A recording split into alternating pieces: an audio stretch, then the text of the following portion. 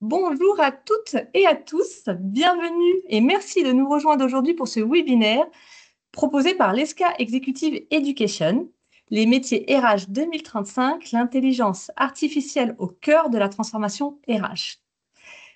Je suis ravie de vous accueillir pour cette heure d'échange et de réflexion autour d'un sujet à la fois passionnant, stratégique et profondément actuel. Vous êtes très nombreux aujourd'hui à vous être inscrits. En attendant que chacun puisse se connecter, je vous dis juste un mot sur l'ESCA. L'ESCA est une grande école de management qui a plus d'un siècle d'existence. Nous formons des étudiants en grade de bachelor et de master. Aujourd'hui, l'ESCA, c'est 7000 étudiants répartis sur nos 10 campus en France et à l'international, 2500 entreprises partenaires et 20 000 alumni, dont certains participent peut-être à ce webinaire. L'ESCA, c'est aussi la formation tout au long de la vie, avec de la formation professionnelle, executive education. L'objectif de nos formations, développer de nouvelles compétences directement applicables pour répondre aux enjeux et défis actuels des entreprises. Nous proposons des formations diplômantes avec un grade de master, des formations certifiantes reconnues par l'État, des formations courtes d'1 à 2 jours ou des formations sur mesure dans votre entreprise. Nos formations interentreprises se déroulent au sein de nos différents campus en France, Angers, Lyon, Paris, Bordeaux, Aix et Strasbourg. Nos formations sont finançables via le CPF et les OPCO. On profite de ce webinaire pour remercier nos clients qui nous ont permis cette année d'intégrer le prestigieux classement international de la formation continue, le FT. Ce webinaire s'inscrit pleinement dans cette mission, vous apporter des clés de lecture et des outils concrets pour anticiper et accompagner les mutations du monde du travail. L'intelligence artificielle n'est plus une technologie du futur. Depuis quelques mois, tout va très vite. L'IA est déjà au cœur des transformations que vivent nos organisations. Dans ce contexte, les ressources humaines sont en première ligne pour accompagner la transformation des métiers.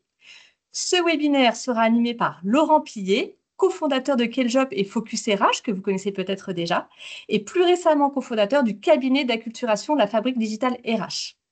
Je ne me suis pas présentée, je suis Estelle Mercereau, je suis accompagnée de ma collègue Amélie Rouillère. Nous sommes conseillères en formation pour l'ESCA et nous vous accompagnons à la mise en place de vos projets de formation, de l'identification des besoins à la mise en place de formation en lien avec nos experts et jusqu'au montage financier de votre projet. Amélie, je te laisse la parole si tu veux dire un mot. Bienvenue à tous et à toutes. J'aurai le plaisir de répondre à vos différentes questions à la fin du webinaire. Pour cela, vous avez le QR en haut de votre écran qui vous permettra de poser ces différentes questions. Et Laurent, Estelle et moi-même, nous y répondrons à la fin de cette heure de webinaire. Bon webinaire à tous.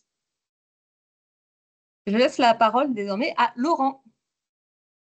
Eh bien, merci beaucoup Estelle, merci beaucoup Amélie. Je suis vraiment très très heureux d'être avec vous ce matin. Merci pour l'invitation et puis merci à vous tous et toutes d'être aussi nombreux et aussi nombreuses pour ces webinaires. C'est vrai que l'intelligence artificielle, c'est passionnant et donc on va passer 1 heure ensemble pour essayer de décrypter les usages de l'intelligence artificielle pour les RH et surtout on va essayer de se projeter. Ça va être ça le but, d'essayer de voir ce qui nous attend demain. Donc, bien sûr, prendre une boule de cristal, c'est toujours difficile. Donc, il y a certaines choses qu'on pressent qui vont arriver, mais arriver un peu plus tard. D'autres qu'on voit loin qui vont arriver très vite. Mais en tout cas, ce qui est sûr, c'est que c'est vraiment le rôle des ressources humaines aujourd'hui de préparer ces changements, de les anticiper pour pouvoir adapter son organisation à ces nouveaux changements. Donc, on va vivre une décennie folle, mais on vit quand même une époque formidable. Moi, j'aime beaucoup ce dessin animé de Pixar, c'est Wall-E, c'est un petit robot. C'était en 2008. Ça nous paraissait à l'époque très très loin, c'était de la science-fiction. Et la semaine dernière, sur la scène de Vivatech à Paris, c'est Jensen Huang, le fondateur et président de NVIDIA. C'est l'entreprise qui fait les cartes graphiques qui servent un petit peu d'intelligence pour l'intelligence artificielle. C'est la première capitalisation mondiale. Et arrivé sur scène avec Blue, qui est un petit robot fait avec Google et Disney, qui est la copie de Wall-E. Donc c'est extraordinaire, comme 17 ans après, la réalité a rejoint la science-fiction. Et c'est ça qu'on vit aujourd'hui dans cette époque. La réalité va très, très, très, très vite et les scénarios de science-fiction des années passées sont en train de devenir réalité. Donc, quelques petits mots de présentation. Donc, moi, au départ, je suis journaliste dans le monde des RH et des SIRH. J'ai créé plusieurs sites d'information pour informer les professionnels des RH sur les nouveautés. Donc, j'avais créé il y a très longtemps maintenant Focus RH, puis Exclusive RH. Exclusive RH a été racheté par le groupe Newstank. Donc, c'est devenu RH Matin. Et je suis resté chez Newstank pendant 6 ans. Et c'est chez Newstank que j'ai vu l'arrivée de l'intelligence artificielle en 2022 avec ChatGPT. On avait fait dès 2018, dès 2019 une conférence chez Newstank sur l'intelligence artificielle pour les RH. Et on voyait que dans la salle, les professionnels RH nous regardaient, mais n'y croyaient pas vraiment. Et c'est vrai que ChatGPT a permis d'accélérer les choses. Et j'ai vu chez Newstank comme l'intelligence artificielle changeait le métier au quotidien des journalistes. Je me suis dit, c'est impressionnant comme on est beaucoup plus efficace, beaucoup plus rapide, comme il y a énormément de tâches qui étaient très chronophages qui sont faites avec l'intelligence artificielle. Et donc, j'ai décidé à ce moment-là de quitter Newstank pour me concentrer plus sur l'intelligence artificielle. Et j'ai créé avec une associée, Adeline Darnay, qui a 25 ans d'expérience dans le monde du SIRH, la Fabrique Digitale RH, pour aider les entreprises à vivre cette révolution.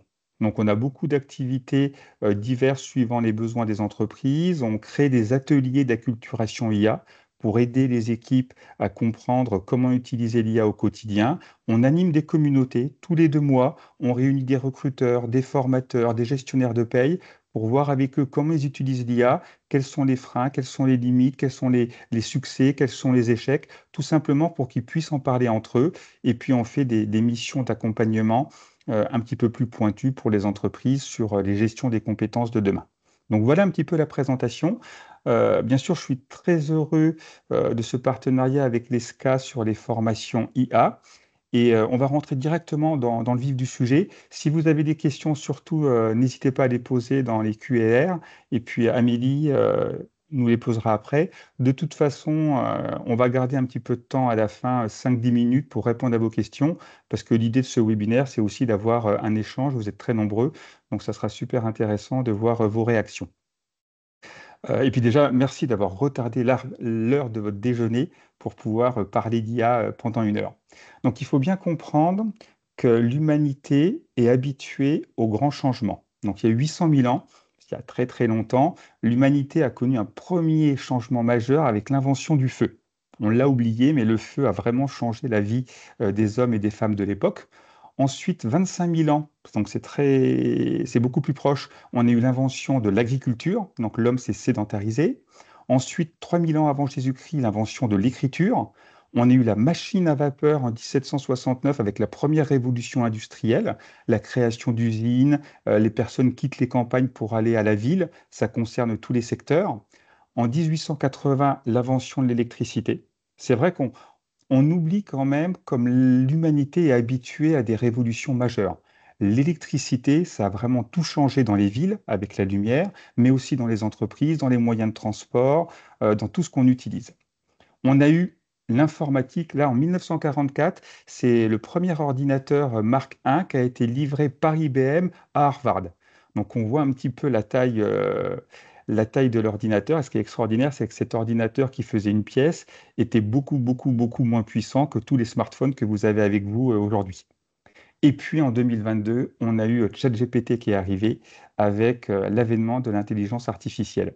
Et ce qui est intéressant, c'est quand on met toutes ces évolutions majeures sur une frise, on constate une très grande accélération.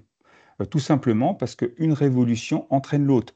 La machine à vapeur a permis l'électricité a permis l'informatique a permis l'IA.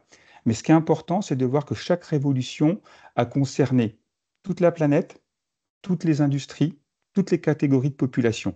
Et l'IA s'inscrit dans ces changements majeurs. Et c'est pas moi qui le dis, c'est Sundar Pichai, qui est le grand patron de Google, qui a dit concrètement que pour lui, l'apparition de l'intelligence artificielle était pour l'humanité une révolution plus marquante que l'invention du feu.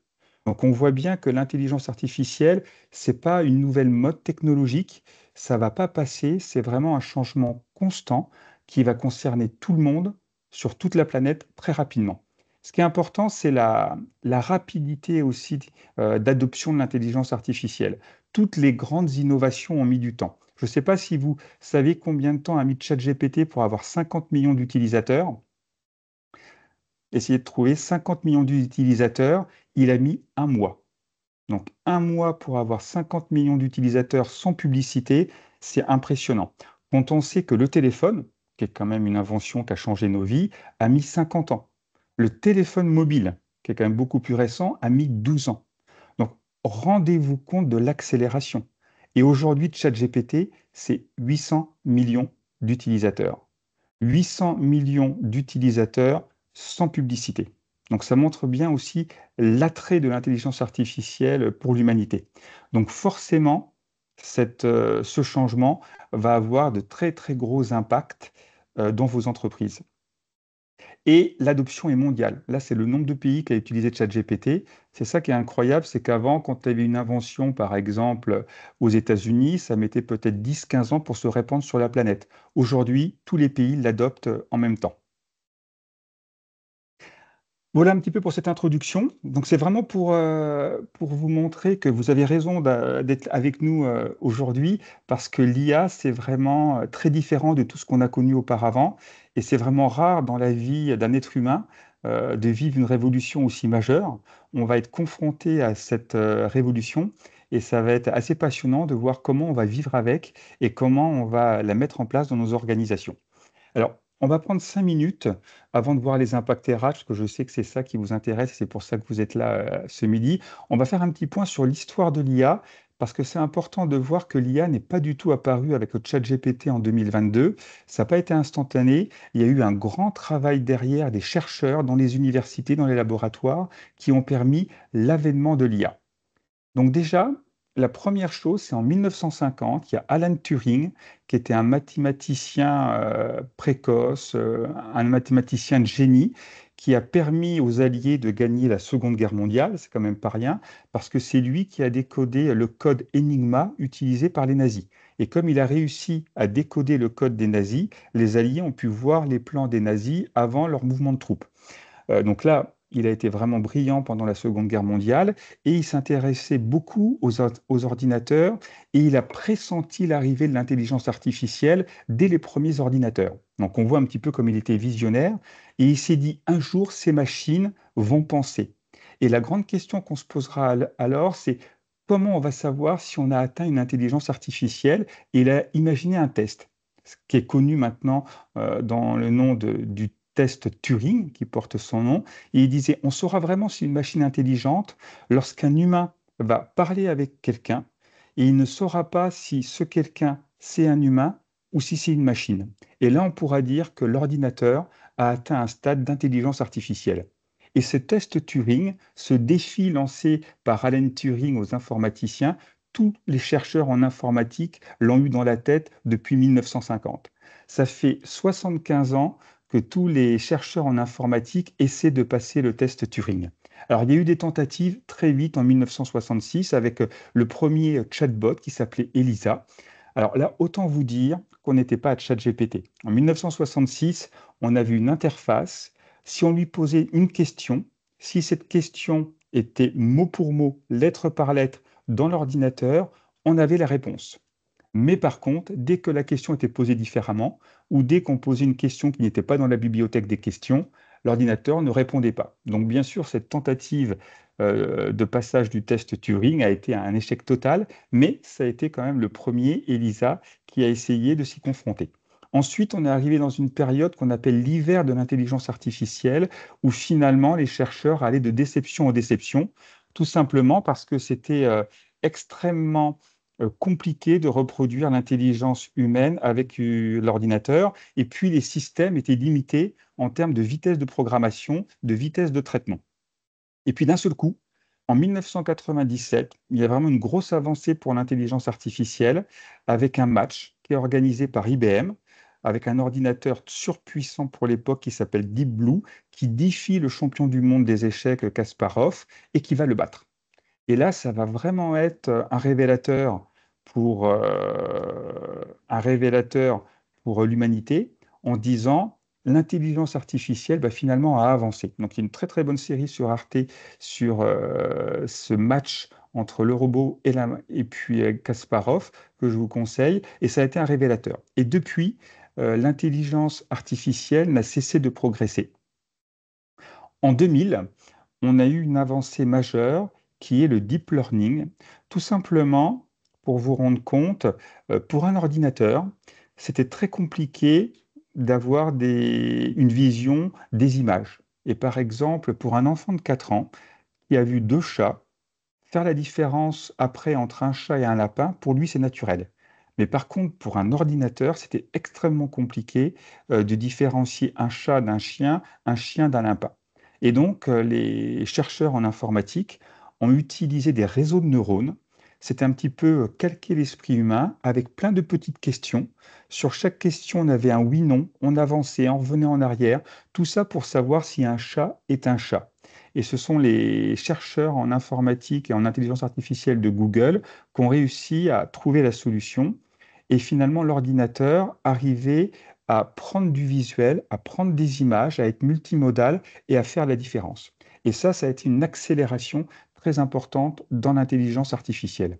Et pourquoi les chercheurs de Google ont utilisé le chat? Tout simplement parce que dans Google, on a YouTube, et sur YouTube, il y a énormément de vidéos de chats. Donc, ils avaient énormément de matière pour entraîner leur machine et pour faire des tests. Et ce qui est vraiment intéressant, c'est que aujourd'hui, l'ordinateur n'a aucun problème pour faire la différence entre un chat et un lapin, et ça a permis d'avancer profondément. C'est ce qui a permis, par exemple, en 2011, à Apple de lancer le premier assistant vocal, qui est Siri, qui travaille sur du deep learning. Et puis, il s'est passé quelque chose en 2015. Une nouvelle entreprise s'est créée qui s'appelle OpenAI, qui voulait faire de la recherche sur l'intelligence artificielle, avec à l'époque deux cofondateurs, Sam Altman, un brillant entrepreneur qui travaillait dans un fonds d'investissement à San Francisco, et Elon Musk, que vous connaissez tous maintenant, qui a apporté l'argent. Donc très vite, ils se sont disputés, Elon Musk est parti, ils sont un peu en procès, mais il était là à la création d'OpenAI. Et OpenAI regardait un petit peu tous les papiers de recherche qui sortaient sur l'IA. Ils sentaient qu'il allait se passer quelque chose, mais ils ne savaient pas encore sur quelle technologie miser. Parce que tout simplement, en IA, on imagine bien, il y a énormément de technologies. Et à l'époque, en 2015, ça foisonnait un petit peu, chacun y allait de sa théorie. Et là, je vous passe une petite vidéo qui montre l'instant où tout a basculé.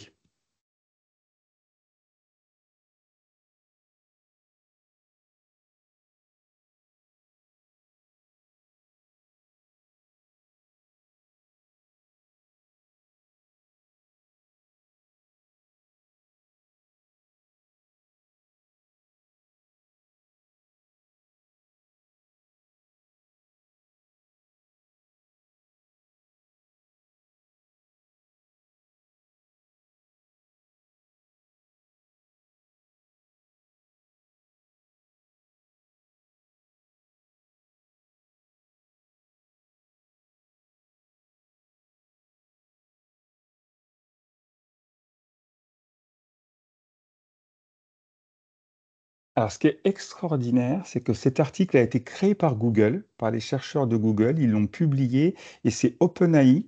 Quand OpenAI a vu cette étude, ils se sont dit là, il se passe quelque chose qu'on n'avait pas imaginé, qu'on n'a pas prévu, et ils ont misé tout leur argent, ils ont mobilisé toute leur équipe pour travailler uniquement sur cette technologie. Et cette technologie allait donner l'IA générative et tous les modèles de langage que l'on voit aujourd'hui. Mais c'est vrai que c'était très inattendu parce qu'on n'imaginait pas que ce calcul statistique pour prédire le prochain mot, qui paraissait un petit peu une coïncidence et un petit jeu pour les chercheurs, allait créer les modèles d'intelligence artificielle aujourd'hui. Donc ça a été un petit hasard qui a permis de développer ChatGPT. Et ce qui est intéressant, c'est que ChatGPT, quand on discute avec lui, on a l'impression qu'il réfléchit, qu'il comprend, qu'il analyse, mais c'est juste de la statistique. C'est la statistique, quel pourra être le mot d'après. Alors bien sûr, aujourd'hui, les modèles sont entraînés, sont paramétrés, sont coachés, ce qui permet à ChatGPT d'être beaucoup plus puissant une simple prévision de mots. Mais tout est parti à partir de cet article. Et c'est aussi très intéressant de savoir, c'est que les chercheurs en IA n'imaginaient pas un chat GPT aussi rapidement.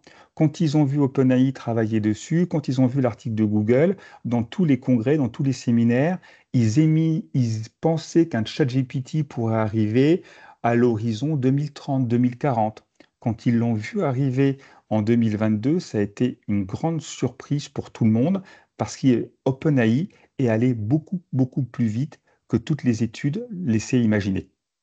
Et bien sûr, pour conclure cette histoire un petit peu de l'intelligence artificielle, en 2025, comme on s'y attendait, ChatGPT a réussi à passer le test de Turing.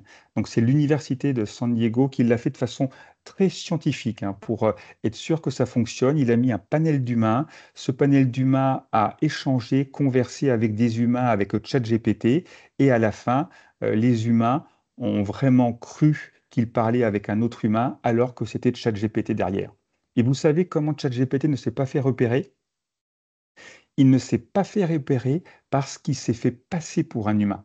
Parce que les précédents tests, ChatGPT répondait trop bien, trop rapidement, sans aucune faute. Et finalement, les humains arrivaient à détecter qu'il dialoguait avec une machine parce que les réponses étaient trop parfaites. Donc là, dans la nouvelle version de ChatGPT, il s'est mis dans la peau d'un humain, il a hésité, il a fait quelques erreurs, quelques fautes d'orthographe, et comme ça, les humains ont été trompés et ChatGPT a passé le test de Turing. Donc là, la boucle a été bouclée et finalement, Alan Turing, qui avait créé son test en 1950, 75 ans après, ChatGPT l'a passé et l'a passé haut la main. Et pas que ChatGPT, aujourd'hui le modèle Gemini, Claude, tous les modèles d'intelligence artificielle avec qui vous pouvez discuter ont passé ce test de Turing.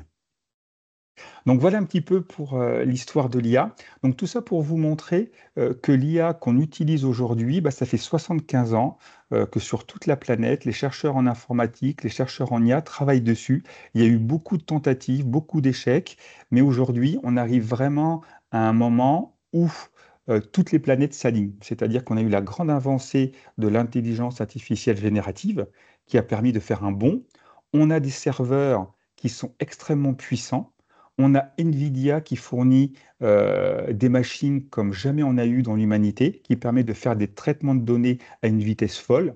Et donc tous ces chaînons qui se mettent bout à bout permettent d'avoir une intelligence artificielle qui va très vite aujourd'hui et surtout qui ira encore beaucoup, beaucoup plus vite demain. Alors, les impacts RH. Donc là, on rentre vraiment dans notre métier. Concrètement, l'intelligence artificielle, ça va changer quoi dans votre métier?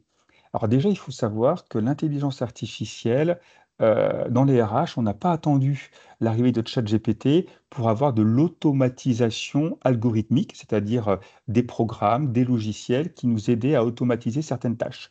Donc par exemple, le matching de CV, moi je me souviens, on avait des premiers outils pour gérer les candidatures en 2001-2002 qui faisaient déjà un scoring. On disait, moi je veux des candidats qui ont bac+5, 5 ans d'expérience, qui ont un niveau excellent en anglais, et sur les 150 CV reçus, la machine nous donnait un classement en pourcentage des meilleurs CV. Donc c'était les prémices de l'intelligence artificielle, c'était de l'algorithme, mais ça permettait quand même d'avancer et d'automatiser certaines tâches. Souvenez-vous, on avait des solutions qui permettaient de multiposter les offres d'emploi sur plein de sites emploi. C'était aussi de l'algorithme. On a eu la reconnaissance de CV avec l'OCR. Je me souviens d'une société qui s'appelait Imanation, qui avait été créée à Nantes, pas loin d'Angers pour l'ESCA.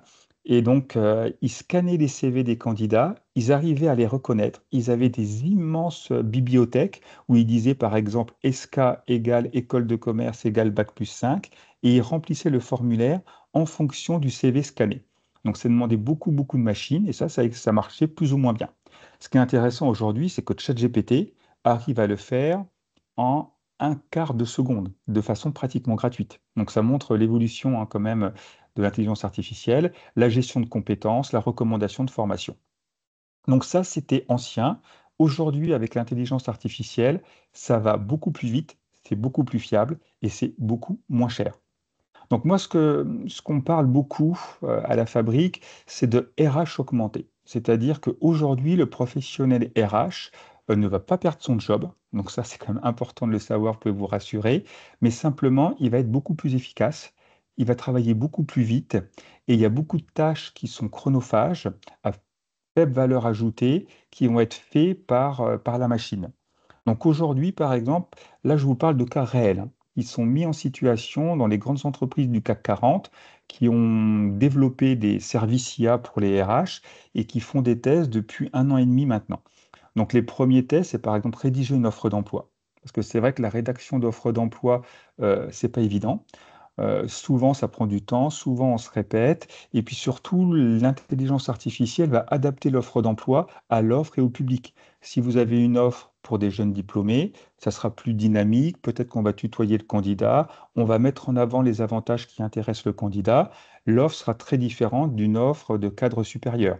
Donc vraiment, on aura plusieurs modèles d'offres, plusieurs typologies d'offres, plusieurs tonalités d'écriture qui vont se faire automatiquement.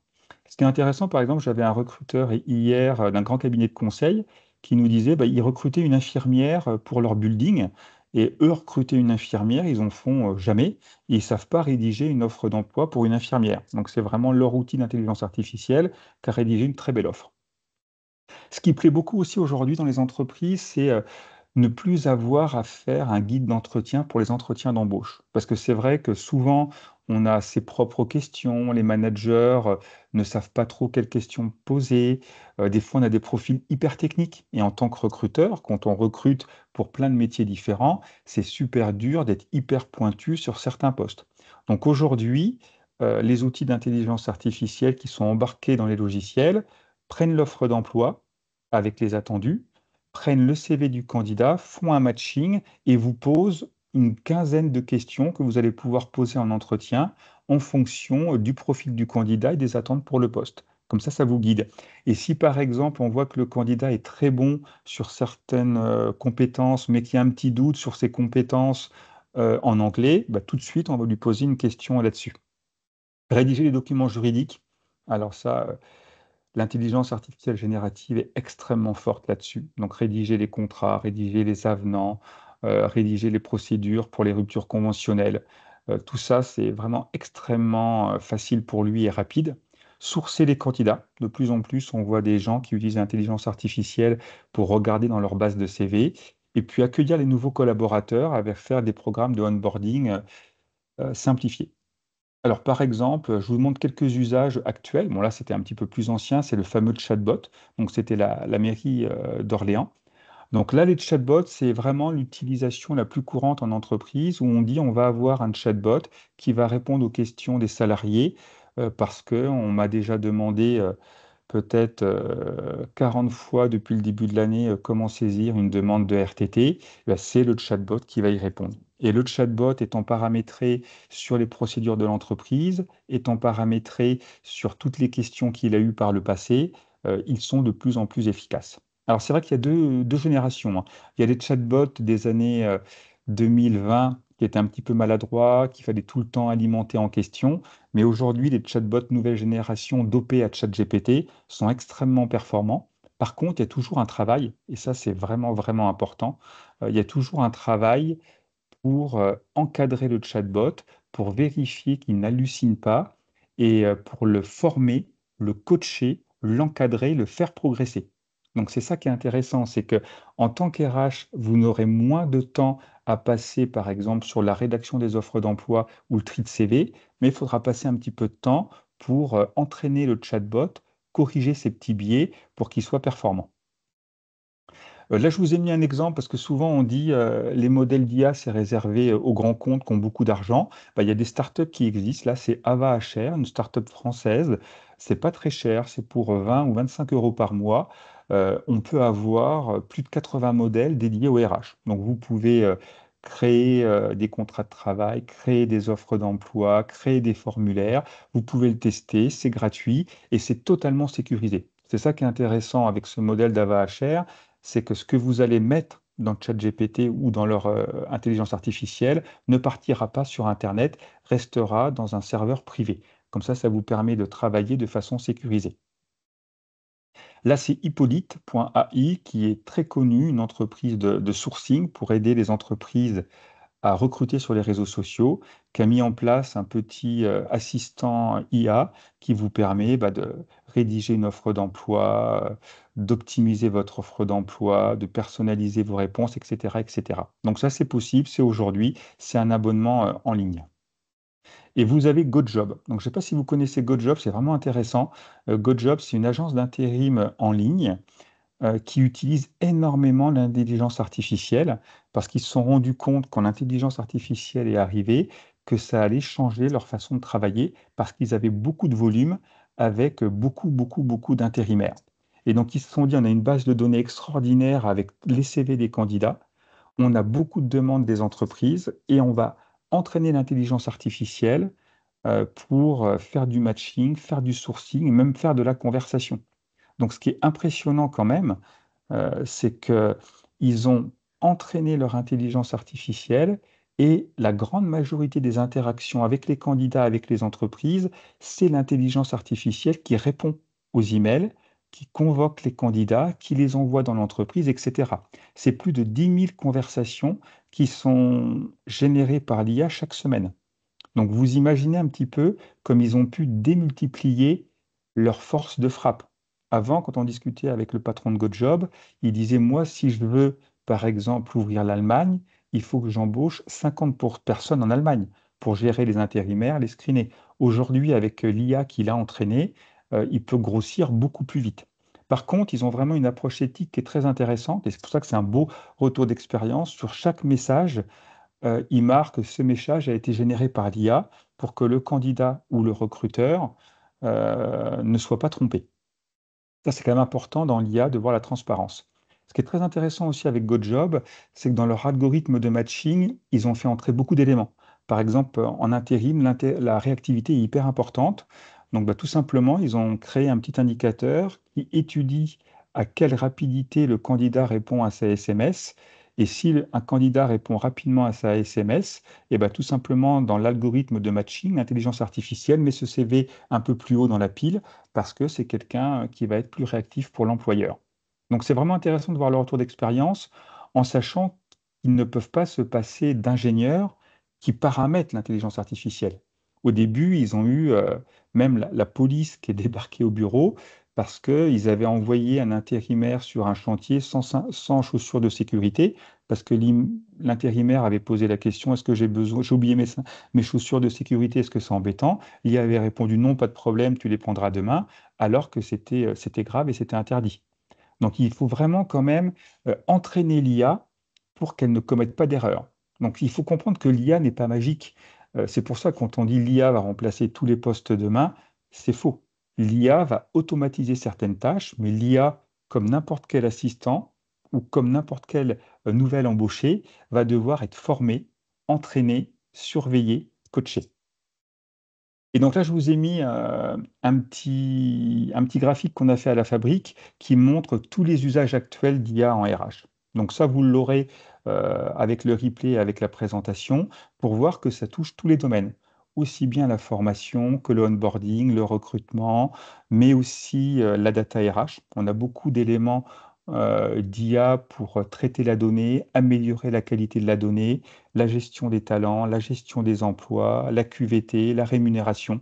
Donc vraiment, il y a plein de cas d'usage qui sont en train de se mettre aujourd'hui sur comment utiliser l'IA pour gagner du temps. Donc voilà un petit peu les usages actuels. Bon, je vais très vite parce que l'idée, c'est de se projeter sur les 10 prochaines années, mais c'est pour vous montrer qu'aujourd'hui, dans les entreprises, hier, j'étais sur un événement où Veolia va présenter 70 cas d'usage où les recruteurs, les personnes de RH utilisaient l'intelligence artificielle tous les jours chez eux pour être plus efficaces et pour gagner du temps. Donc, ce n'est pas de la science-fiction, ça existe aujourd'hui. Les éditeurs sont en train d'implémenter beaucoup de fonctionnalités. Aujourd'hui, par exemple, il y a beaucoup d'ATS, d'outils qui permettent de gérer les sites carrières ou les CV, qui permettent de créer des templates d'offres d'emploi et des textes d'offres d'emploi. Donc ça, c'était pour les usages actuels. Alors maintenant, on va se projeter sur ce qui nous attend demain. Et ça, c'est ça le plus intéressant et c'est ça le plus difficile, parce que l'être humain a du mal à se projeter.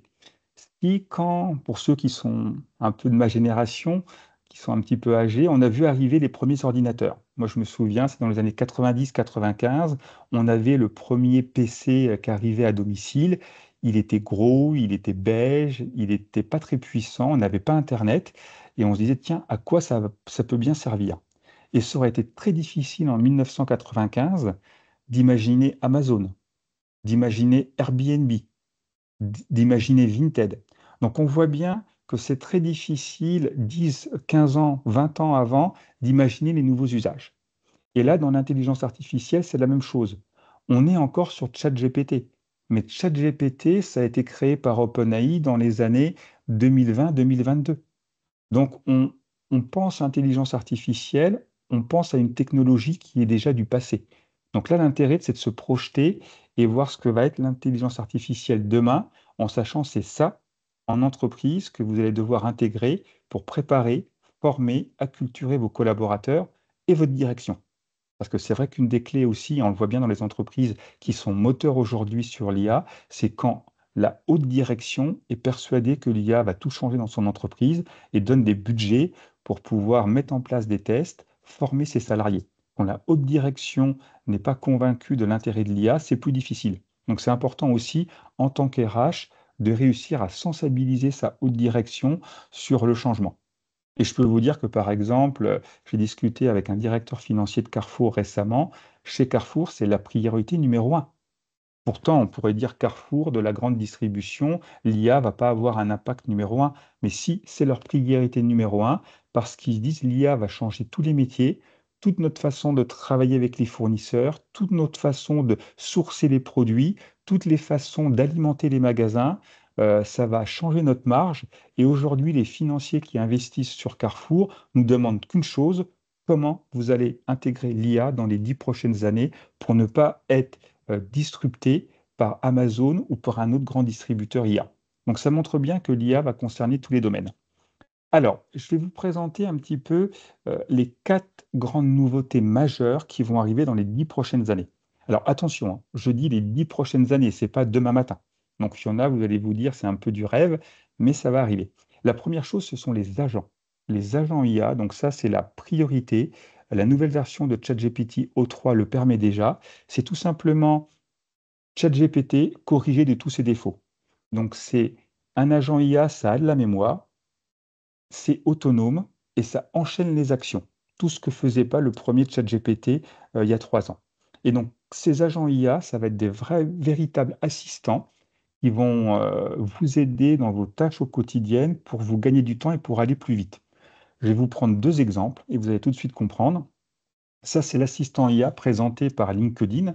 LinkedIn, hein, souvenez-vous, ça a été racheté par Microsoft. Microsoft, c'est 49% d'OpenAI de ChatGPT. Donc c'est pour ça que Copilot et ChatGPT utilisent le même cerveau qu'est GPT. Donc LinkedIn a présenté son assistant, son agent recruteur. Et là, vous voyez sur ce graphique, ils ont segmenté toutes les tâches qu'on fait dans le recrutement d'un candidat. Et ce qui est extraordinaire, c'est qu'ils ont laissé en bleu celles où l'humain va intervenir et en blanc celles qui vont être faites par son assistant, par son agent IA. Donc en gros, pour simplifier, l'humain va dire, j'ai besoin de recruter un nouveau gestionnaire de paie junior. Son assistant va échanger avec l'humain pour voir les compétences, pour voir le salaire, pour voir les contours de la mission.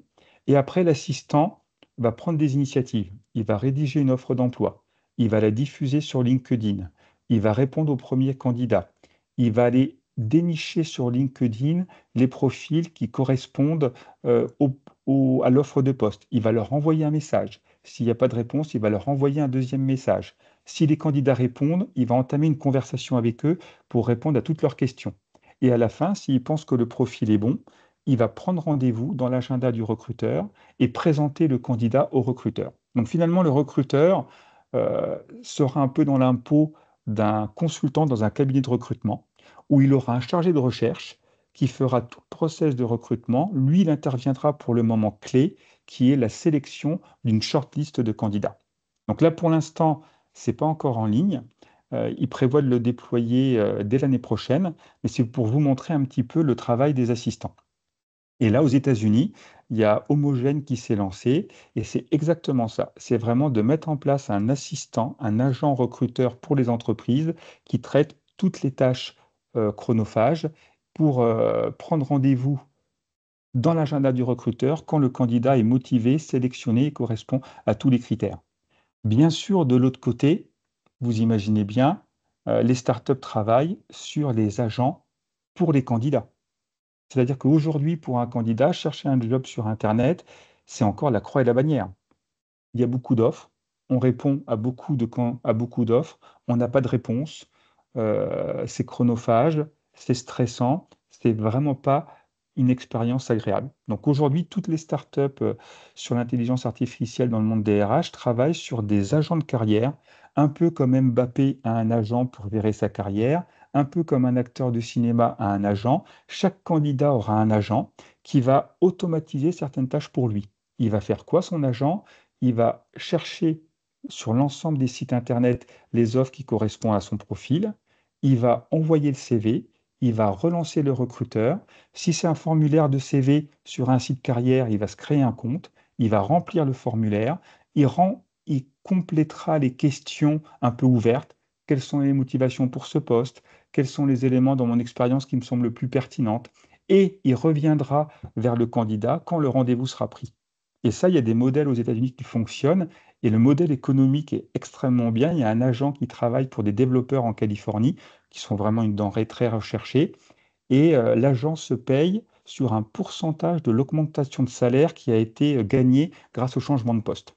Donc on voit que travailler avec des agents, ça va changer et vous, en tant que recruteur ou en tant que RH, vous devrez entraîner votre agent pour qu'il arrive à bien interagir avec les agents des candidats. Et là, on voit qu'il y aura des agents dans tous les secteurs, hein. Ça ne va pas être réservé aux recruteurs. Aujourd'hui, le métier qui a été le plus en avance dessus, c'est le code. Aujourd'hui, les nouveaux modèles d'intelligence artificielle codent de façon extrêmement bien. 95% du code dans les startups des incubateurs en Californie est écrit par l'intelligence artificielle. Aujourd'hui, un développeur ne code plus en Californie.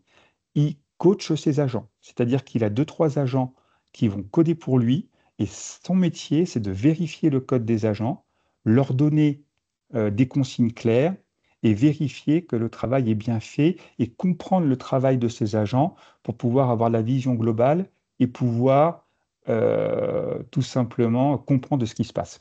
Il y a une petite anecdote quand même qui est assez incroyable, c'est qu'ils ont quand même obligé les agents à parler en anglais entre eux pour pouvoir comprendre ce que disent les agents. Donc c'est pour montrer que les agents vont vraiment avoir un impact très important. La deuxième évolution majeure, et j'accélère un peu parce que le temps passe et on pourra en parler pendant des heures de l'intelligence artificielle, ce sont les interfaces.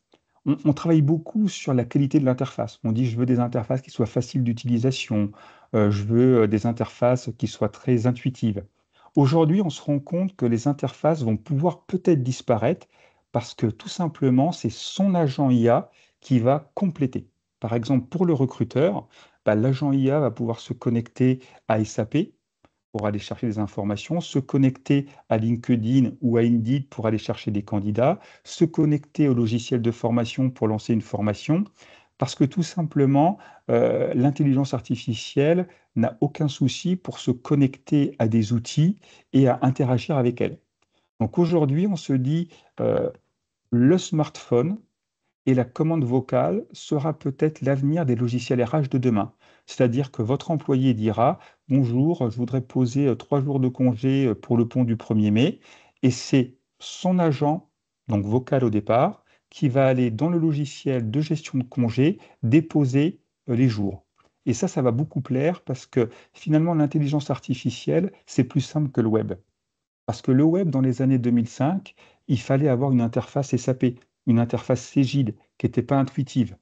Aujourd'hui, l'intelligence artificielle, et c'est ça l'objectif des chercheurs, c'est de travailler uniquement avec la voix, et c'est le chatbot, comme le chat GPT, qui va tout faire pour vous. Et là, par exemple, on a Mistral qui a connecté son chatbot, le chat, avec Spotify. J'ai réussi à connecter moi mon chat GPT avec LinkedIn et ça permet d'aller beaucoup, beaucoup plus vite dans les requêtes. La troisième innovation, c'est l'autonomie des moyens de transport. Et ça va changer beaucoup de choses dans l'organisation. Ça fait des années que les entreprises travaillent dessus et aujourd'hui, voilà où on en est.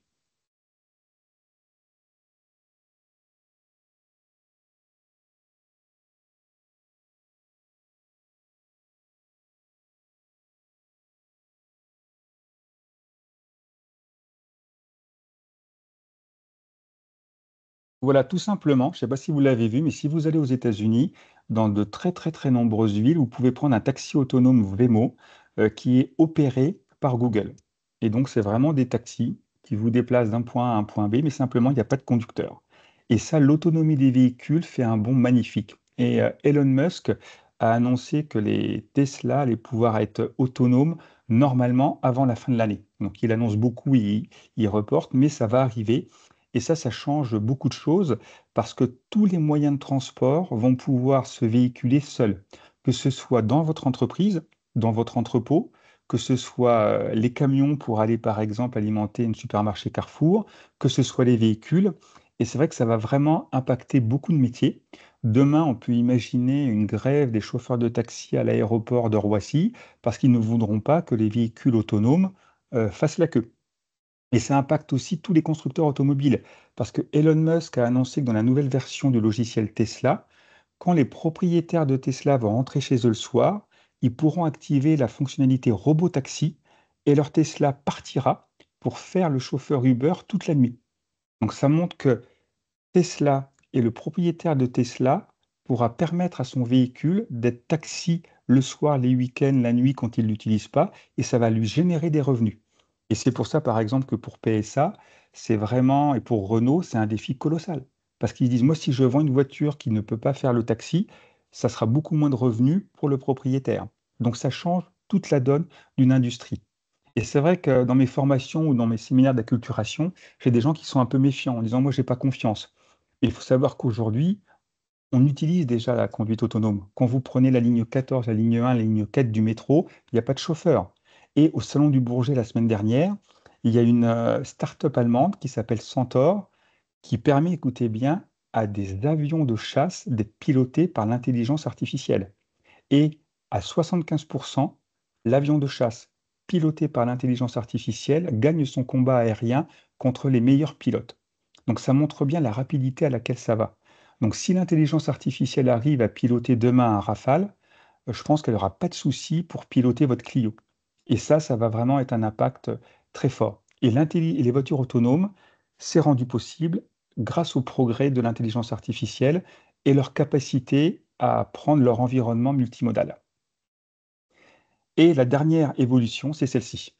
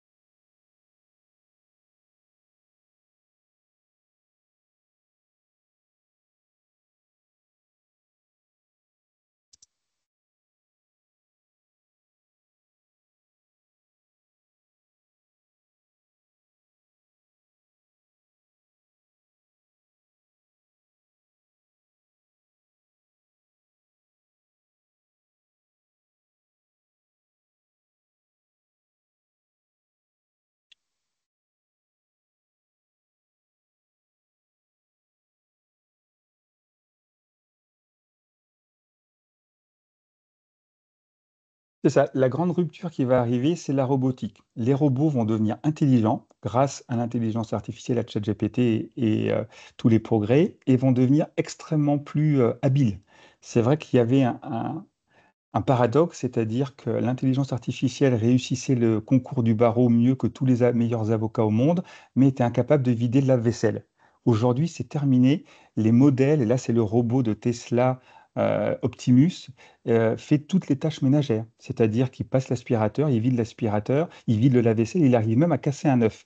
Et casser un œuf pour un robot, c'était vraiment un test extrêmement difficile. Donc demain, on va avoir des milliards de robots dans nos vies quotidiennes pour nous aider à aller faire les courses, pour nous aider à faire les devoirs des enfants, pour nous aider dans la maison. Et ces milliards de robots vont aussi arriver dans l'entreprise. On a des robots aujourd'hui qui sont très performants pour faire des vitres. Il faut savoir que les prévisions donnent 6 milliards de robots dans les 10 prochaines années. Donc c'est vrai que ça va être extrêmement massif. Et donc il va falloir intégrer l'arrivée de la robotique de façon courante dans nos organisations et voir quels vont être les impacts. Au Japon, par exemple, il y a des robots dans les maisons de retraite, parce qu'il y a beaucoup de pénuries, qui livrent les repas aux personnes âgées, mais surtout aussi qui s'assoient, qui discutent un peu avec elles. Et comme avec leur mémoire, ils peuvent demander des nouvelles des enfants. Dans les pizzerias en France, on commence à avoir des robots qui débarrassent les plateaux, qui apportent les boissons. Donc ça va vraiment être la prochaine grosse révolution dans l'intelligence artificielle, ça sera les robots. Et puis à la fin, le dernier stade pour conclure, c'est que on a vu les chatbots avec ChatGPT, on a vu des modèles qui résonnent avec la nouvelle version O3 de ChatGPT. Demain, on aura les agents, mais le but aujourd'hui de toutes les entreprises techniques, c'est d'arriver à un niveau qu'on appelle l'intelligence artificielle générale, c'est-à-dire une intelligence artificielle qui va pouvoir coordonner tous les corps de métier pour prendre des décisions. Et c'est pour ça que OpenAI a levé 500 milliards de dollars, qui est un montant colossal. C'est pour construire leur nouvelle usine à data IA qui s'appelle Stargate, qui est en construction. Donc là, c'est des photos de l'usine réelle. C'est immense, c'est à côté de Dallas, pour avoir des capacités beaucoup plus fortes. Et dès que cette usine va être sortie de terre, qu'elle va pouvoir produire des tokens, on va pouvoir avoir une intelligence qui prend beaucoup plus d'initiatives et beaucoup plus de cas. Et le côté positif, c'est que OpenAI a dit aux chercheurs, si on a cette usine, si on a ces capacités, on va pouvoir faire des avancées fabuleuses et trouver un remède contre le cancer, par exemple. Donc on voit les évolutions majeures. Concrètement, ça veut dire quoi l'intelligence artificielle? Ça veut dire, on dit à son intelligence artificielle, j'ai envie de lancer un nouveau business sur Paris, et on lui dit un petit peu ce qu'on aimerait.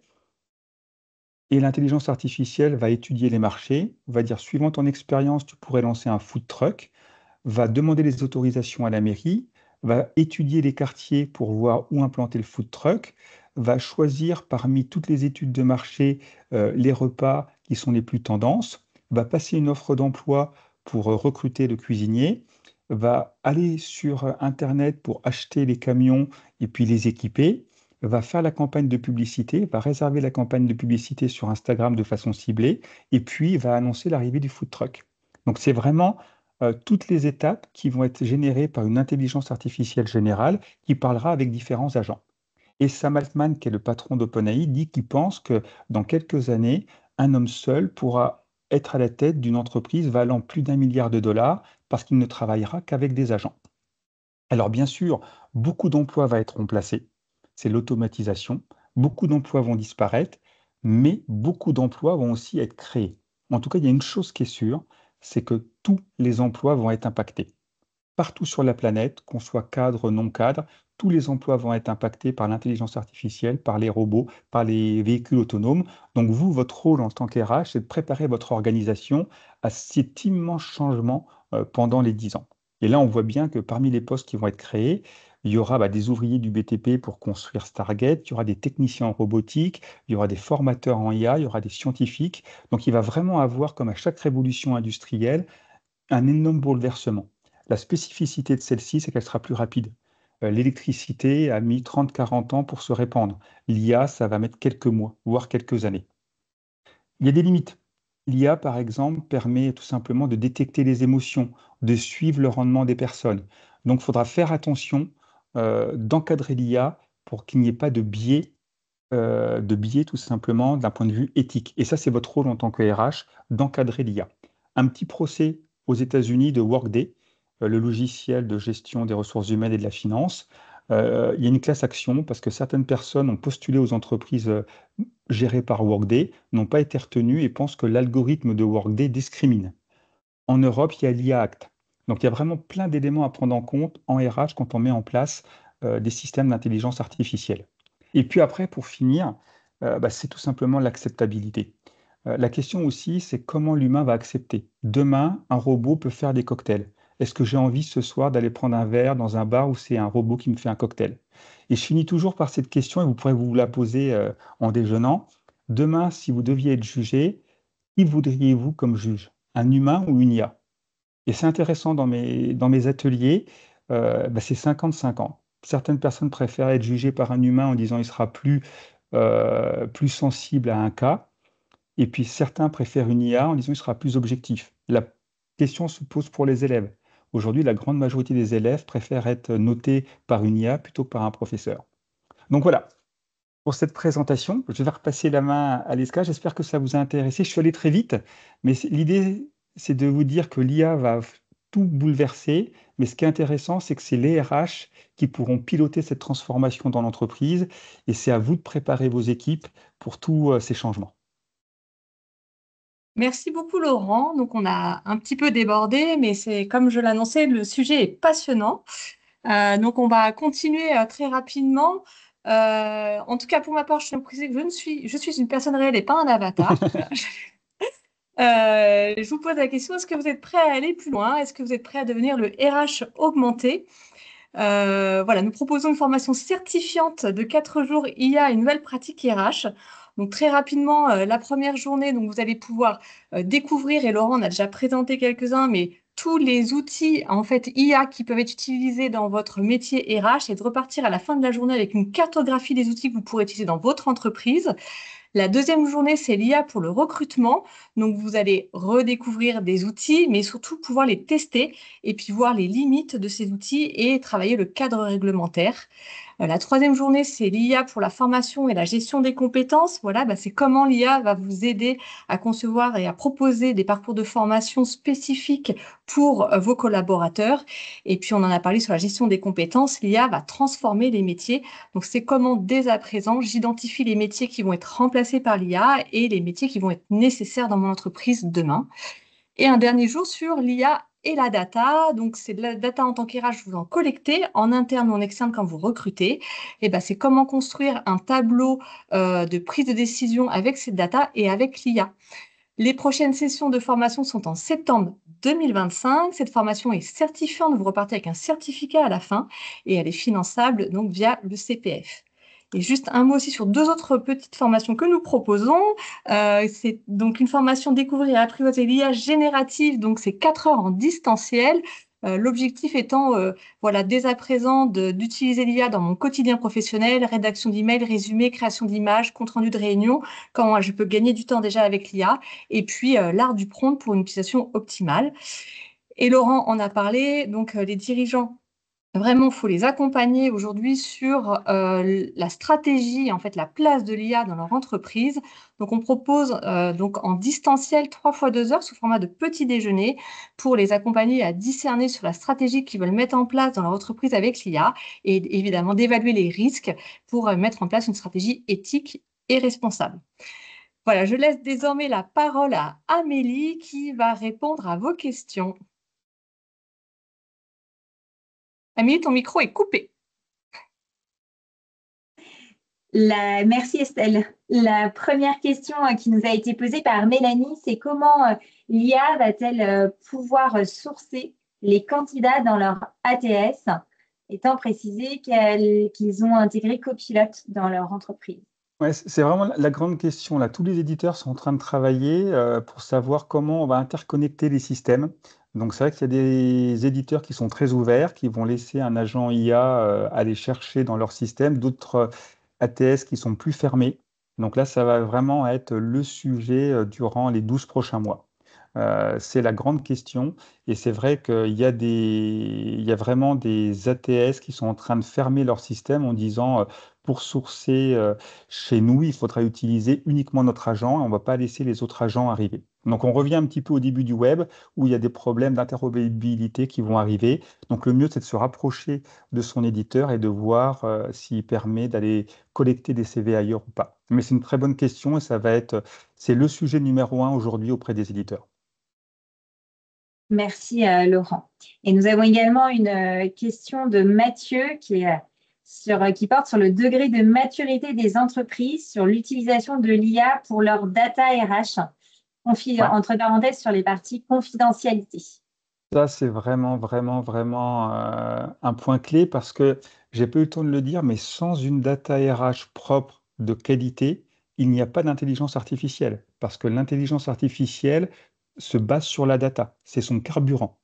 Donc aujourd'hui, il y a un très grand travail à faire dans les entreprises sur pourquoi avoir une data propre, comment la mettre en place, comment la gouverner, où la stocker avec un data lake, avoir des responsables data, avoir un DPO qui va gérer la confidentialité de la data. Donc ça, c'est vraiment un sujet très important. Et les entreprises qui sont le plus en avance sur l'IA aujourd'hui sont celles qui sont le plus en avance sur la data. Parce que tout simplement, on ne peut pas avoir d'IA sans data. Et il y a des très très grandes questions de data gouvernance.